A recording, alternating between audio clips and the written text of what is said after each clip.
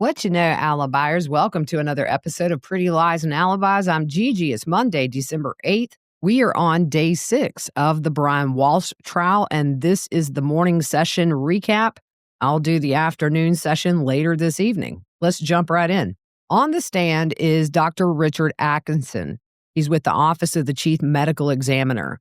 They bring in photos of the rugs that were found in trash bags. The rug had blood stains, and it also had a 1/4-inch long blood clot. The witness saved that in a jar for possible future DNA analysis, and then they freeze the jar. They move on to the largest piece of carpet found in the bag. When the carpet was being unrolled, there was blood as well as other clots. There were also areas with a white, clumpy, powdery substance, and some of that was discolored from the fluid on it. I would venture a guess that's the baking soda that he bought. He also found hairs on the carpet, including a clump of hair, and he put those hairs in an evidence envelope. They show a photo with a ruler, and there's a Gucci jewelry charm with no chain attached. On cross, he essentially is trying to get him to talk about when someone dies unexpectedly. He says you try to determine a manner of death when you do an autopsy. And the medical examiner's office is responsible by law to investigate various forms of death, including a requirement you investigate sudden death, meaning when the deceased was in apparent good health. He goes through examples of how sudden death could occur, like choking, autoerotic behavior, death by fear or fright. The witness said an unexpected death is rare, but there's many causes. Could be from cardiac issues, pulmonary issues, positional asphyxia, neurological events, or sudden death due to toxicology. There may not be signs beforehand, and unexpected deaths occur more in the male population than with females. The next witness, Teresa Marchese, she worked with Anna at Tishman Speyer in D.C. She worked on hiring Anna, and also she deals with employee benefits and just generally a human resources position. She met Anna when they interviewed her in November of 2021. Anna applied for a general regional manager position in Boston, but was hired for D.C. However, she did work in Boston for a month before transferring. D.C. had a job that had been open for quite a while, and Anna's experience in the hospitality industry made her the perfect fit. Her base salary was $220,000 a year with a potential for bonuses. She also got life insurance worth 2 times her annual salary, and Brian and their 3 children were the listed beneficiaries. She was hired as co-head of the property management group and spent most of her time at a building called The Crossing. This is a residential apartment building, but she also had other buildings she managed. At the Mazza Galleria, that was a development site. It was formerly a mall, and they planned to redevelop that into apartments as well as some retail stores, and Anna was involved in that. In 2022, the company closed for New Year's Eve and New Year's Day. Staff returned back on January 3rd, 2023. She said Anna had no problems with her employment, and she required no physical accommodations. The witness last saw Anna December 15th, 2022 for a women's event in the office.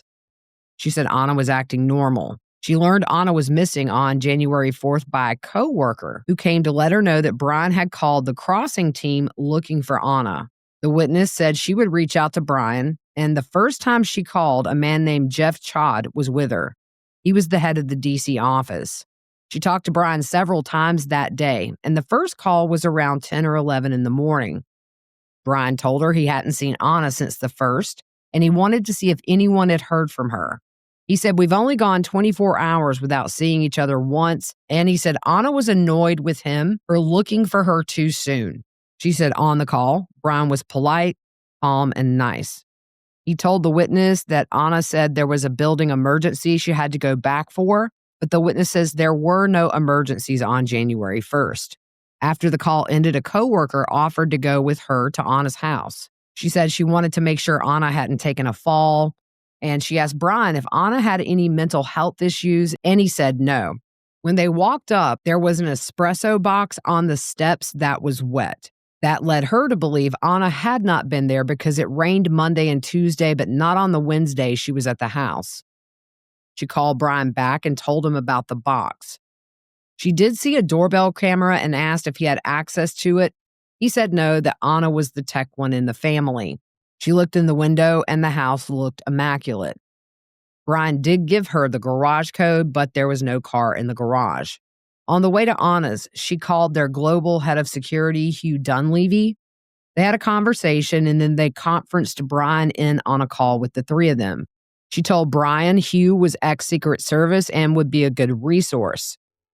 She said Brian was crying and said he needed a moment, and then he returned the call. They asked Brian about Anna's car, and he told what kind she drove. He didn't know the license plate number or if she had an easy pass. They asked if he was on the deed or mortgage in case they needed to call the police to be let in. He wasn't sure if he was on the deed, and he thought Anna was on the mortgage. She had a conversation with Mr. Dunleavy at Starbucks and then went back to her house with a coworker. Close to 1 p.m., Brian called her and said he had called the police and they were filing a report. He said he had also called a couple of other people, and again, his demeanor was calm. Brian told her his mother wanted to hire a private investigator. She had a fourth call with him. She was asked to text Mr. Dunleavy's phone number to Brian, and then they talked about hospitals and the private investigator. On cross, did Anna take sick days when she went to visit her mom in Serbia? The witness doesn't know, and she said she wasn't aware that Anna went to Dublin. The defense asks about 2 cases of Legionnaire's disease at an apartment building in D.C. that Anna managed. The witness said the health department put up notices, and Anna would interact with this if it was an issue, but she doesn't know Anna's role with this specifically. The defense talks about a tenant's meeting with residents and asked if they complained about Anna. The witness isn't aware of any complaints about Anna, but she said there were quite a few complaints by the tenants. The defense asked if the FBI arrested 2 residents living at the crossings. The witness is aware of that, and it was when Anna was assigned to manage the crossings. She doesn't know if Anna was there when it happened, but Anna did work on that. The next witness, Davis Gould, he previously testified last week. He's a forensic scientist, and he corrects prior testimony. He gave the wrong crime lab. He took the items of evidence they found in the trash to, and he tells the one that he actually took them to. They also bring in the black jacket that was found in the trash and show the jury. Next up, Hugh Dunleavy, the head of security.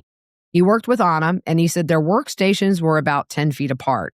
He coordinated with the D.C. police about checking inside Anna's home.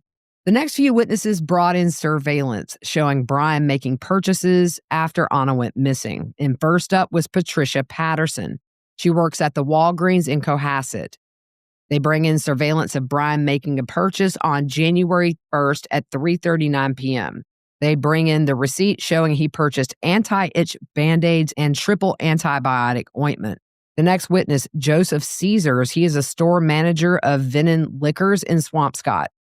Brian was a regular customer there, and they bring in surveillance of Brian pulling a garbage bag out of his car, and he disappears out of the frame. And they show another view of surveillance where you can see Brian throwing the bag into the dumpster. The store was not open on New Year's Day. The next witness, Cade Reed with Lowe's in Danvers. He also brings in surveillance from the store in Weymouth. For the Danvers store, he was in there January 1st at 5:42 p.m., and they start the video in the parking lot. It shows him in the store on one aisle putting several things into his cart and also checking out.